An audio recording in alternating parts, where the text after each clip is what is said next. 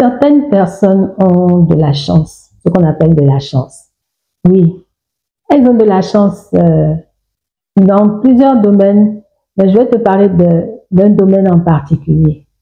J'étais assise à un café, dans un café, j'attendais quelqu'un, un rendez-vous, et il y avait à côté de moi deux jeunes gens qui discutaient, qui parlaient, et d'après leur conversation, d'après ce que j'ai compris, c'était des collègues de travail qui avaient passé un entretien, ce qu'on appelle l'entretien annuel que les patrons font en général pour évaluer leurs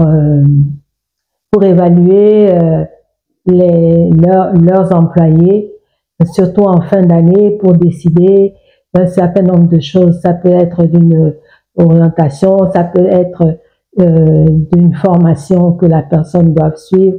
Bref, en fonction de cet entretien-là, certaines décisions sont prises par la direction, la hiérarchie.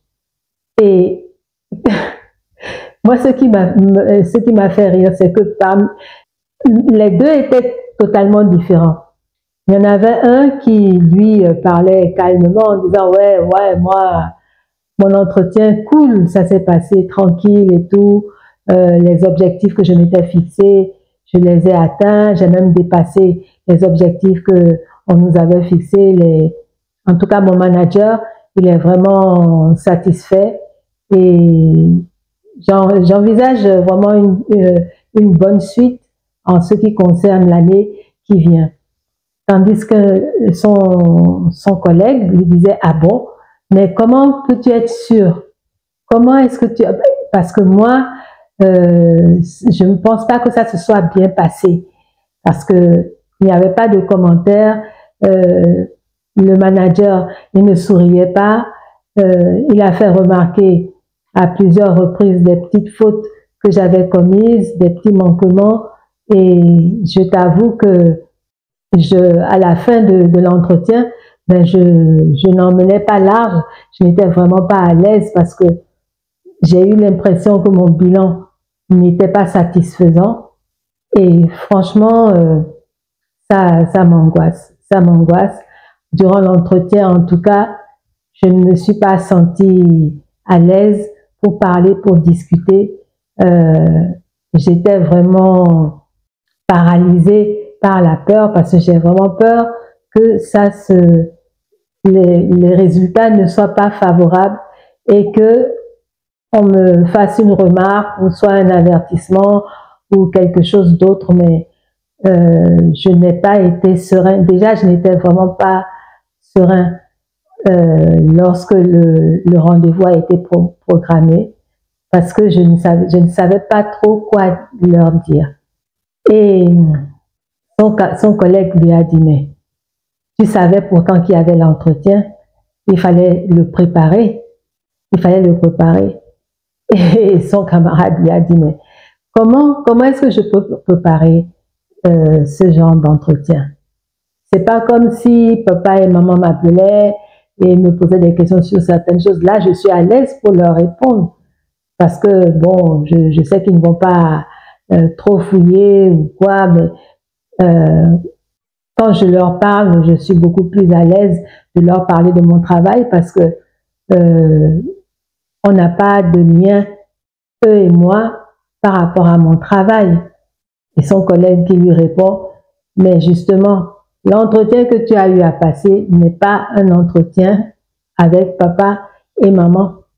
Ce n'est pas avec papa et maman que tu as conversé, mais c'est avec ta hiérarchie, tes patrons, les personnes qui tiennent entre leurs mains peut-être ton avenir professionnel. Donc, à ce moment-là, tu ne peux pas aller à ce genre d'entretien sans préparation. Est-ce que quand tu as été embauché, tu as passé un entretien, tu en as même passé plusieurs, tu les as passés comme ça ou est-ce que tu t'es présenté avec ton CV, avec des réponses prêtes et tout ça? Et son collègue lui a répondu, oui, bon, là, pour l'entretien d'embauche forcément. Je me suis préparée, j'ai bien appris mon CV, j'ai bien appris les paroles que je devais prononcer, les réponses que je devais faire à différentes parties de mon CV et de la lettre de candidature que j'ai émise, que j'ai écrite. Ça, effectivement, je me suis bien préparée à ça, mais je ne pensais pas que pour l'entretien de fin d'année, je devais me préparer plus que ça, puisque on nous a remis un questionnaire à remplir, c'est tout. Mais les questions qui sont venues après, là, franchement, et son collègue lui a répondu, mais c'est là que tu t'es trompé. C'est là que tu t'es trompé. Un entretien, quel qu'il soit, se prépare toujours à l'avance. Il y a des circonstances, effectivement, où on peut être pris au dépourvu. Comme, par exemple, quand c'est un entretien où on t'amène peut-être dans un commissariat de police ou dans un endroit où on te fait un interrogatoire, alors là, ça, c'est autre chose. C'est vraiment autre chose. Mais pour ce qui est des entretiens, et on va s'en tenir, par exemple, aux entretiens de la sphère professionnelle ou de la sphère d'activités lucratives ou d'activités qui sont des sources de revenus, l'entretien se prépare. Par exemple, quand on veut aller demander un prêt pour financer un projet, quand on veut demander un prêt pour financer une activité, quand on veut solliciter l'appui d'autorité ou d'une personne influente à son activité, quand on veut solliciter en tout cas quelqu'un qui hiérarchiquement est élevé ou socialement élevé, l'entretien avec cette personne-là se prépare. Comme je l'ai dit, en règle générale, sache que un entretien, ça se prépare. Ça ne se fait pas au hasard comme ça. Moi, j'ai connu des gens qui, pour chaque entretien, qui durait peut-être 15-20 minutes, mais avaient accumulé des recherches, avaient fait des recherches et avaient accumulé de la documentation qui était parfois de l'ordre d'un classeur qui contient à peu près 300, enfin, j'exagère, mais un gros classeur. S'il fallait le lire, on mettrait peut-être une journée, 2 jours ou 3 jours à lire tout ce qui est écrit. Sauf que pour la préparation, dans toutes ces connaissances-là, les personnes n'ont besoin que de points clés correspondant à la thématique ou à la mission ou au projet sur lequel elles veulent être positionnées ou par rapport à ce qu'elles visent, l'objectif qu'elles visent, elles accumulent de la documentation. Ce qui fait que lors de l'entretien, elles ne subissent pas l'entretien. Au contraire, elles y participent parce qu'elles vont répondre aux questions, c'est vrai, mais elles auront elles aussi des questions à poser à la personne, à l'interlocuteur en face. Et c'est ainsi que l'interlocuteur peut voir qu'il y a un certain intérêt de cette personne-là, elle est sérieuse dans ce qu'elle fait. Ah, la personne s'est vraiment documentée, c'est l'élément qu'il nous faut, ou alors à la personne, pendant son travail, voilà, elle a produit tel résultat, elle a même peut-être dépassé les attentes, elle a été force de proposition, donc, eh ben, on va la positionner sur un autre poste, un poste beaucoup plus valorisant, un poste avec peut-être plus de responsabilité. Donc, tu vois, voilà un exemple de ce qui se fait, de ce qui se pratique. Maintenant, les choses ne sont plus dues au hasard. Maintenant, ce n'est plus comme avant, tu as un entretien parce que tes parents connaissent telle personne qui est bien placée dans le milieu, ben, on appuie ton dossier même si tu ne l'as pas préparé, même si tu n'as rien dit d'intéressant, à partir du moment où c'est telle personne qui te recommande, eh ben, on te fait passer un entretien comme ça pour respecter peut-être un peu la procédure, mais à ce moment-là, l'entretien n'a pas la même valeur que celui où tu as effectivement préparé, tu t'es renseigné, tu t'es documenté et ça t'a permis à cet entretien-là de pouvoir, de ne pas subir l'entretien, mais de participer à l'entretien lui-même. Et c'est de cette manière que tu acquiers vraiment de l'assurance, que tu peux avoir un entretien, tu peux aller en entretien de manière sereine. C'est la même chose pour l'oral du bac, l'oral de n'importe quel examen, c'est la même chose, tu le prépares. Tu n'y vas pas les mains dans les poches, la fleur au menton, comme on dit, en te disant, en te basant peut-être sur tes acquis et en pensant que ça va suffire. Non. Un entretien, on le prépare. On fait des jeux de rôle. Tiens, oui, tu peux faire des jeux de rôle avec des personnes qui vont jouer le rôle de la personne qui va te poser des questions, qui va faire cet entretien-là avec toi. Elle peut jouer le rôle du patron, elle peut jouer le rôle du professeur.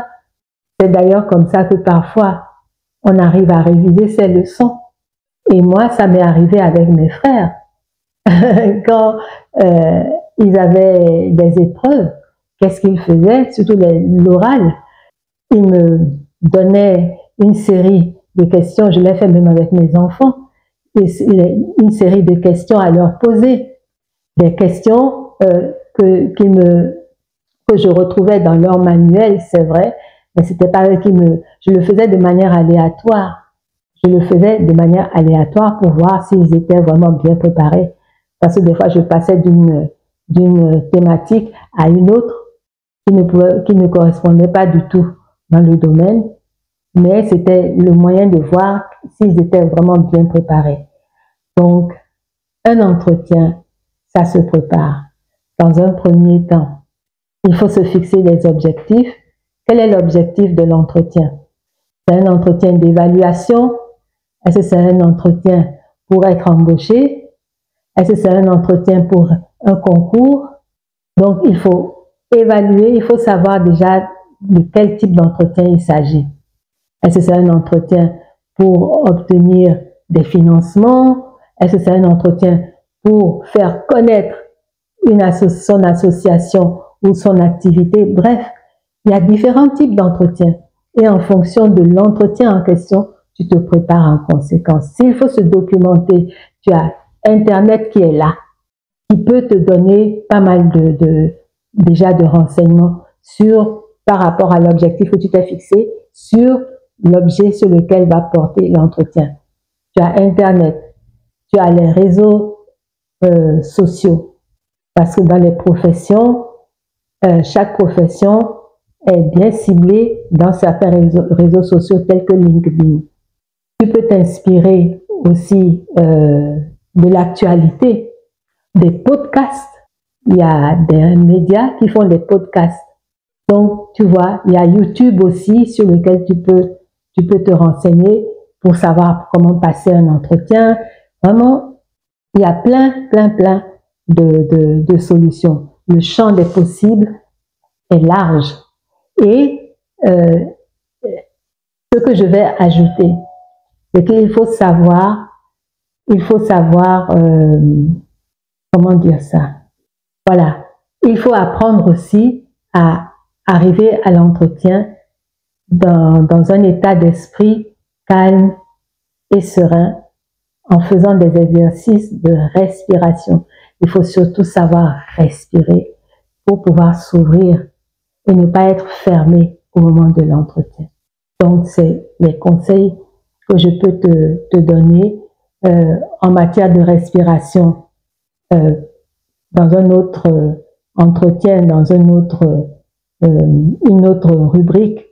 Je te parlerai de techniques respiratoires pour pouvoir arriver calme et serein à un entretien ou faire face à n'importe quelle situation.